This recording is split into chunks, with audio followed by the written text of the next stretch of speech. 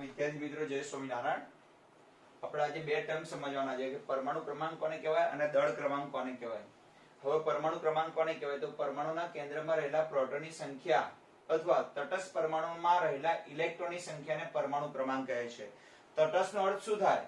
Okay, જો પરમાણુના કેન્દ્રમાં રહેલા પ્રોટોનની સંખ્યા અથવા ઇલેક્ટ્રોનના આધારે બોલવું હોય તો તટસ્થ પરમાણુમાં રહેલા ઇલેક્ટ્રોનની સંખ્યાને પરમાણુ ક્રમાંક કહે છે। તટસ્થ એટલા માટે કે જ્યારે કોઈ પરમાણુ તટસ્થ હોય તો જેટલા પ્રોટોન હોય એટલા જ ઇલેક્ટ્રોન હોય। હવે આપણે જાણીએ છીએ કે ધારો કે ઓક્સિજન છે તો ઓક્સિજનનો પરમાણુ ક્રમાંક આપણે 8 લઈએ, અથવા હાઇડ્રોજનની વાત કરીએ તો હાઇડ્રોજન ઓક્સિજનની ચલો ઉદાહરણ લઈએ તો ઓક્સિજન છે એના કેન્દ્રમાં 8 પ્રોટોન છે, ઓકે, 8 ન્યુટ્રોન છે, ન્યુટ્રોનનો વિભાગ, અને 12 ઇલેક્ટ્રોન પણ કેટલા હોય? 8 જ ઇલેક્ટ્રોન હોય। તો જો જેટલા પ્રોટોન હોય એટલા જ ઇલેક્ટ્રોન હોય તો પરમાણુ તટસ્થ હોય।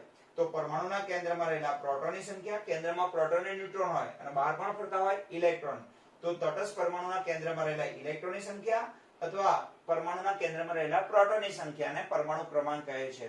માનો કે હાઇડ્રોજન હોય તો એના કેન્દ્રમાં કેટલા પ્રોટોન હશે? 1 પ્રોટોન હશે। નાઇટ્રોજનમાં કેટલા પ્રોટોન હશે? 7 પ્રોટોન હશે।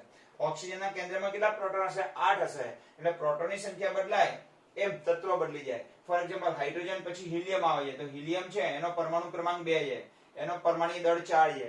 તો અહીંયા એક એનો અર્થ થાય કે હાઇડ્રોજનનો પરમાણુ એના કેન્દ્રમાં 1 પ્રોટોન હશે, હિલિયમ એનો પરમાણુ એનો નીચે Z કહીએ આપણે, આ Z બતાવે છે, Z એટલે પરમાણુ ક્રમાંક કે જેના કેન્દ્રમાં 2 પ્રોટોન હશે। એકદમ સિમ્પલ કોન્સેપ્ટ છે। તો જ્યારે પરમાણુ ક્રમાંક આ શબ્દ આવે તો સમજવાનું કે કોઈ પણ તત્વ હોય એના પરમાણુના કેન્દ્રમાં રહેલા પ્રોટોનની સંખ્યા, અને પ્રોટોન બદલાય એટલે તત્વ બદલાય। હું તમને એમ કહું કે એક પરમાણુ એક તત્વ છે, એનો પરમાણુ છે એના કેન્દ્રમાં 1 પ્રોટોન છે તો હાઇડ્રોજન કહેવાય, 2 પ્રોટોન હોય તો હિલિયમ કહેવાય, ચલો 8 પ્રોટોન હોય તો ઓક્સિજન કહેવાય, 7 પ્રોટોન હોય તો નાઇટ્રોજન કહેવાય। ઓકે, તો કેન્દ્રમાં પ્રોટોનની સંખ્યા બદલાય એમ તત્વ બદલાય।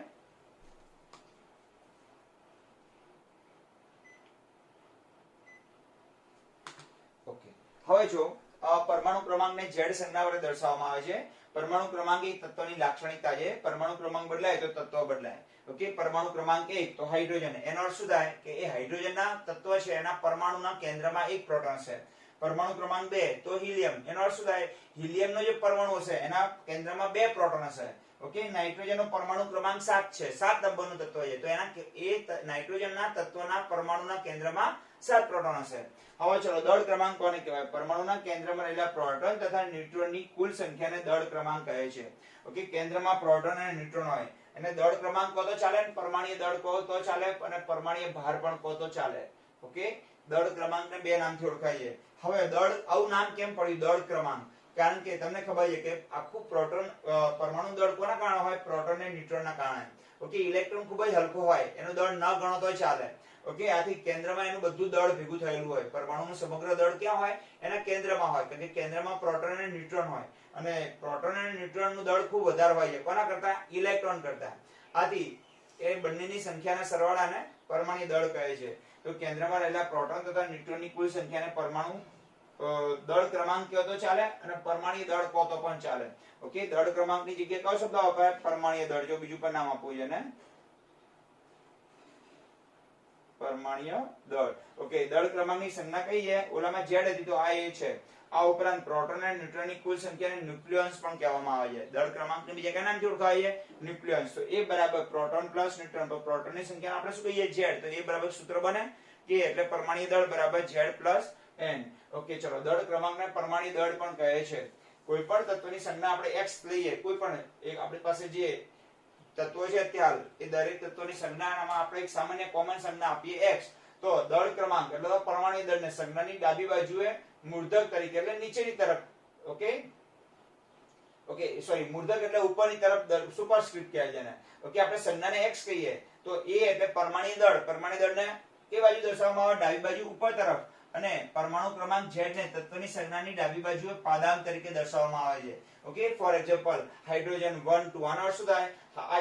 આ નીચેનો આંકડો શું બતાવે છે? આપણને Z બતાવે છે, એટલે કેન્દ્રમાં રહેલા પ્રોટોનની સંખ્યા। ઓકે, ઉપરનો આંકડો આપણને શું બતાવે છે? 2 14 16, એ આપણને A બતાવે છે। A બરાબર પ્રોટોન પ્લસ ન્યુટ્રોનની સંખ્યા બતાવે છે। ચલો ખબર પડી ગઈ દરેકને? હવે તમને ખ્યાલ આવે છે। ચલો આની અંદર કેટલા પ્રોટોન? તો 1 પ્રોટોન અને ન્યુક્લિયન્સ એટલે પ્રોટોન અને ન્યુટ્રોનની ટોટલ સંખ્યા 2, આમાં પ્રોટોન 7 અને બંનેની ટોટલ સંખ્યા 14, આમાં પ્રોટોનની સંખ્યા 8, આના પરમાણુના કેન્દ્રમાં ઓક્સિજનના, અને બંનેની કુલ સંખ્યા 16 થશે. ઓકે, તો નીચેનો આંકડો પ્રોટોનની સંખ્યા બતાવે છે, ઉપરનો આંકડો બતાવે છે પ્રોટોન પ્લસ ન્યુટ્રોનની સંખ્યા, અને પ્રોટોનની સંખ્યાને Z કહેવાય અને પ્રોટોન અને ન્યુટ્રોનની સંખ્યાને A કહેવામાં આવે છે. બસ સિમ્પલ ખબર પડી ગઈ. હવે આપણે કેટલાક તત્વોની અંદર રહેલા પ્રોટોન અને ન્યુટ્રોનની સંખ્યા શોધી કાઢીએ કે કેવી રીતે શોધવી એના દાખલાઓ જોઈ લઈએ આપણે.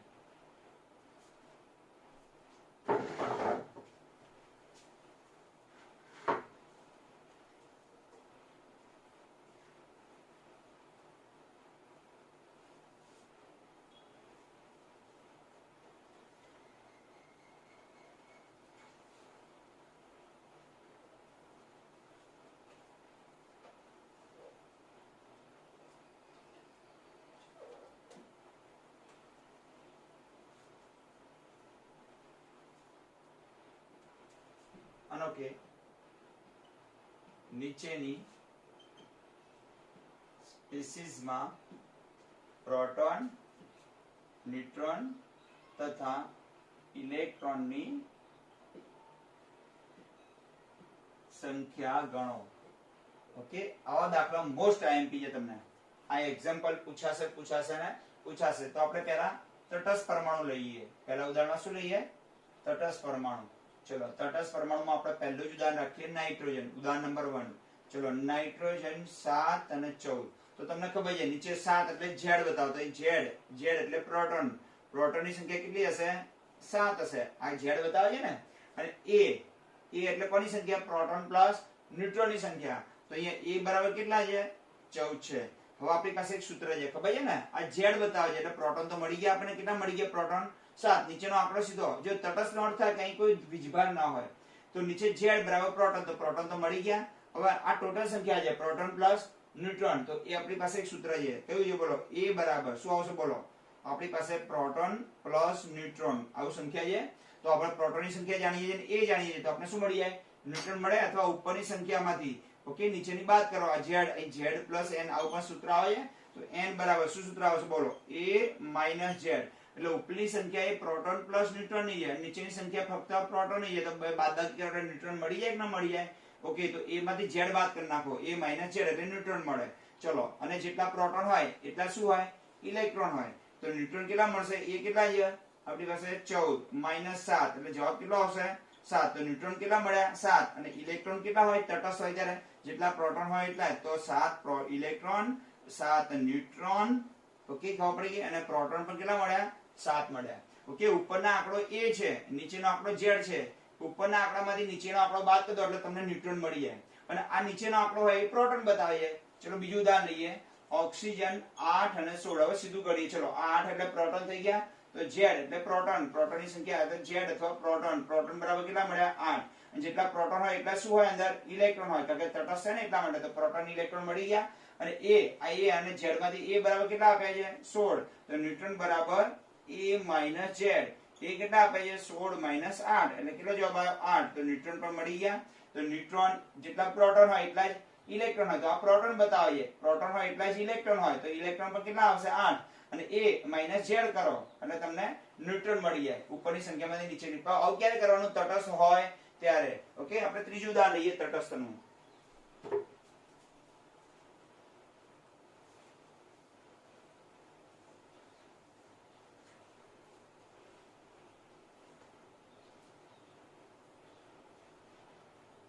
ચલો ઉદાહરણ નંબર 3.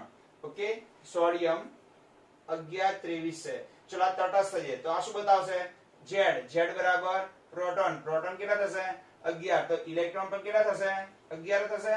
હવે A અને Z એ કેટલા આપ્યા છે? A આપ્યા છે 23. તો ન્યુટ્રોન બરાબર કેટલા થશે બોલો? A minus Z.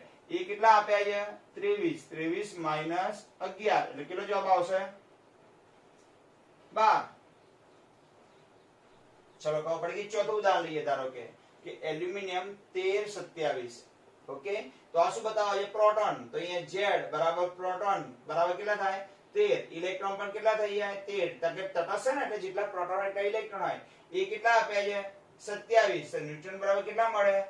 A minus Z એટલે કેટલા આવશે બોલો? A એટલે કેટલા છે? 27 માઇનસ 13 એટલે કેટલા આવશે? 14 આવશે ન્યુટ્રોન. તો આ રીતે પ્રોટોનની સંખ્યા, ઇલેક્ટ્રોનની સંખ્યા અને આ કઈ મળી આપણને? ન્યુટ્રોનની સંખ્યા. ચલો ખબર પડે. આવું ક્યારે કરવાનું? તટસ્થ પરમાણુ હોય ત્યારે. હવે ધન આયનમાં કઈ રીતે શોધવું એનો આપણે ઉદાહરણ જોઈ લઈએ.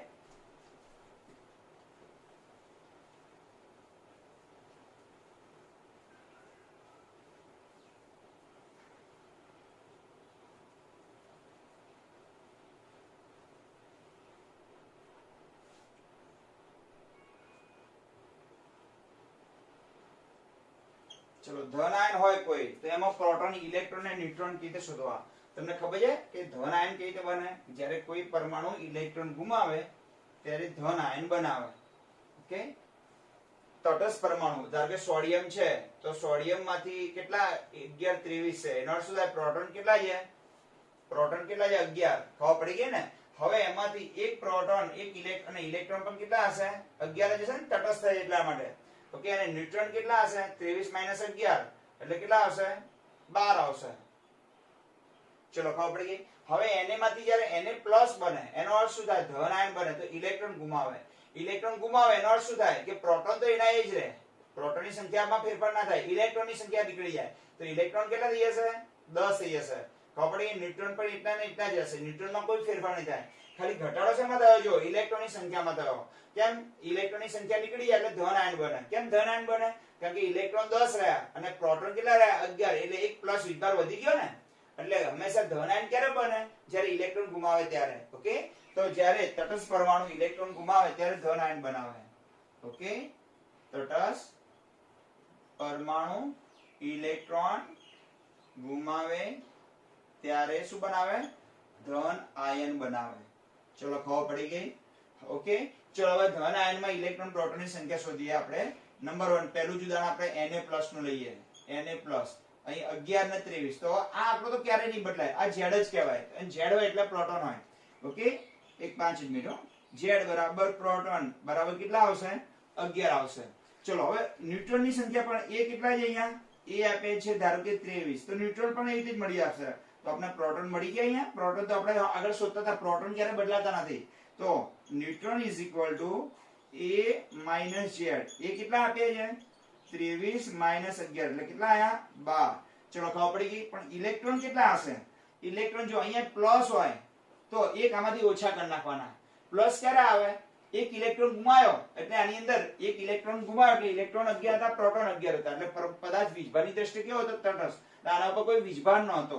હવે એને એક ઇલેક્ટ્રોન ગુમાયા એટલે પ્રોટોન આપોઆપ એક વધી ગયા એટલે પ્લસ વીજભાર આવ્યો. તો ઇલેક્ટ્રોન કેટલા હશે? તો જો પ્લસ હોય તો આની અંદરથી માઈનસ કરી નાખવાના પ્રોટોનમાંથી. એટલા હશે. તો ઇલેક્ટ્રોન કેટલા હોય? હંમેશા 10 હશે.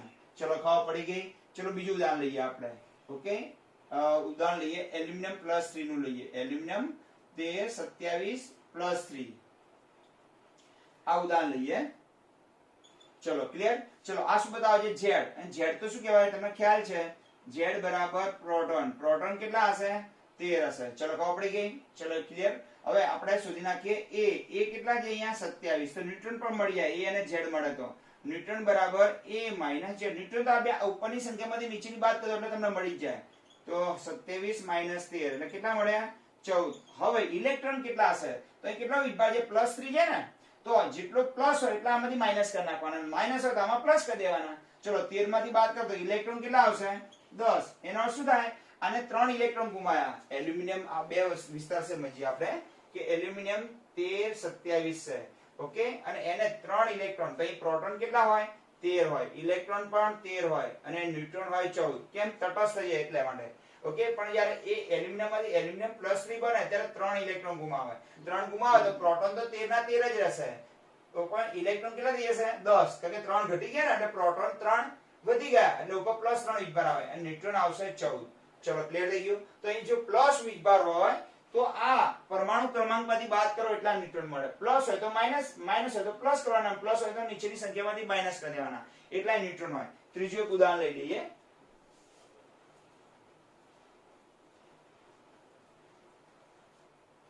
ઉદાહરણ નંબર 3.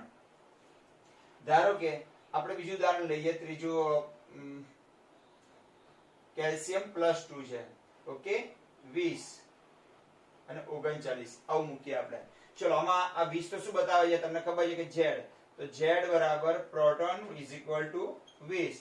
ઓકે, અને A કેટલા છે અહીંયા? A બરાબર 39. ઓકે હવે a માઇનસ z કરો એટલે શું મળી જાય ન્યુટ્રોન. ન્યુટ્રોન બરાબર a માઇનસ z. a કેટલા છે 39 અને z કેટલા છે 20. કેટલા આવશે 19 આવશે. તો 19 ન્યુટ્રોન મળી ગયા તમને. હા અથવા ના? સોરી કેલ્શિયમ 20 40 આવશે. 20 અને 40 આવશે. અહીંયા આવશે 40. તો અહીંયા આવશે 20 40 માંથી 20 જાય એટલે ન્યુટ્રોન પણ કેટલા મળી ગયા 20. હવે ઇલેક્ટ્રોન કેટલા હશે તો અહીં પ્લસ કેટલા છે +2 છે તો આમાંથી માઈનસ કરી દેવાના. તો કેટલા આવશે બોલો ઇલેક્ટ્રોન 18 આવશે. ઓકે હવે ધન આયન માટે જેમ શોધો એવું ઋણ આયન માટે આપણે શોધીએ. કોના માટે શોધીએ ઋણ આયન માટે. ચલો એના જેવું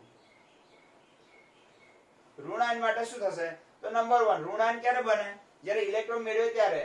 ઓકે તટસ્થ પરમાણુ ઇલેક્ટ્રોન મેળવી અને શું બનાવે ઋણ આયન.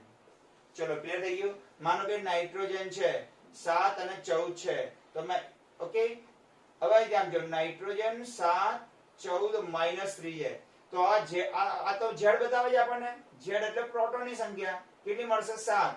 આ આપણો આંકડો શું બતાવે છે a બતાવે છે. તો a બરાબર 14 તો a માંથી z બાદ કરી નાખો તો ન્યુટ્રોન મળી જાય. ન્યુટ્રોન બરાબર a z.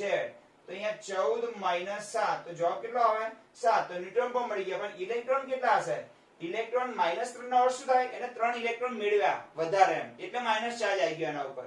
ઓકે નાઇટ્રોજન જ્યારે 3 ઇલેક્ટ્રોન મેળવે છે તો નાઇટ્રોજન ઉપર -3 આવે છે. કેમ -3 આવે છે કારણ કે નાઇટ્રોજન જ્યારે 7 14 હોય ત્યારે પ્રોટોનની સંખ્યા 7 હોય ઇલેક્ટ્રોનની પણ 7 હોય અને ન્યુટ્રોનની કેટલી હશે 7 હશે કારણ કે ઉપરમાંથી નીચે બાદ કરીએ ને.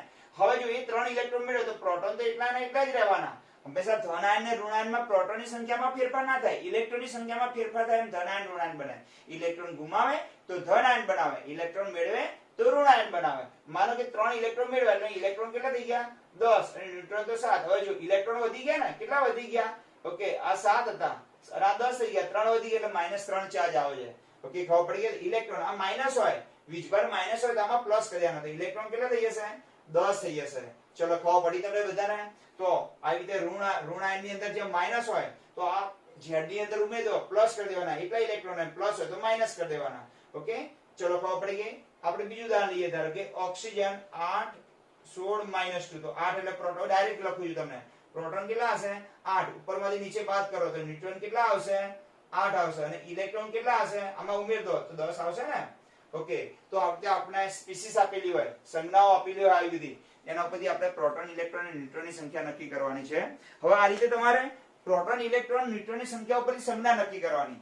જેમ સંજ્ઞા ઉપરથી શું નક્કી કરો છો પ્રોટોન ઇલેક્ટ્રોન અને ન્યુટ્રોનની સંખ્યા એમ હવે પ્રોટોન ઇલેક્ટ્રોન અને ન્યુટ્રોનની સંખ્યા ઉપરથી શું નક્કી કરો સંજ્ઞા નક્કી કરો.